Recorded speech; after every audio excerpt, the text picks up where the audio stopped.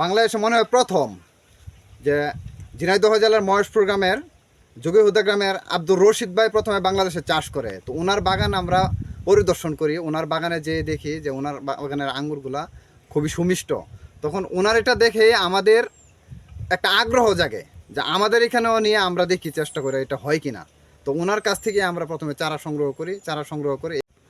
আর যদি কেউ করতে চায় তা আমি মনে করি যে চাকরির পিছনে না ছুটে কারো যদি অনাবাদি জমি থাকে তো নিজ উদ্যোগে হয়তো কিছু না কিছু গাছ রোপণ করে নিজে চেষ্টা করে এবং অন্যকে চেষ্টা করে এই গাছ রোপণ করার জন্য উদ্বুদ্ধ করার জন্য।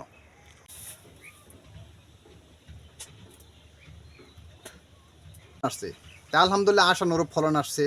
তো এটার স্বাদ কেমন হয় তা এখন বলতে পারবো না, যেহেতু প্রথম, সেহেতু এখনও খাওয়ার উপযোগী হয় নাই।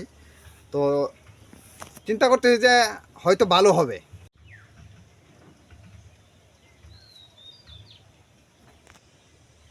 আঙ্গুর গাছ লাগানো যায় কিনা, তো এখানে আমরা পরীক্ষামূলক 25টা আঙ্গুর গাছ রোপণ করছি।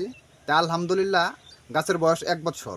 তা আসলে আঙ্গুরের ফলন হয় 7 মাসেই, কিন্তু আমাদের একটু সময় লাগছে, পরিচর্যার কিছু বিষয় ছিল, সেহেতু 1 বছরের মাথায় তো আমাদের এই প্রথম ফলন আসছে। গাজীপুরের মাটিতে এমনকি লাল মাটিতে আমরা এটা রোপণ করি।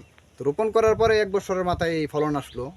তো আলহামদুলিল্লাহ ফলন হিসেবে ভালো আসছে, কিন্তু এটা স্বাদটা এখনও বলতে পারবো না। তো আশা করতেছি যেন স্বাদটা ভালো হয়।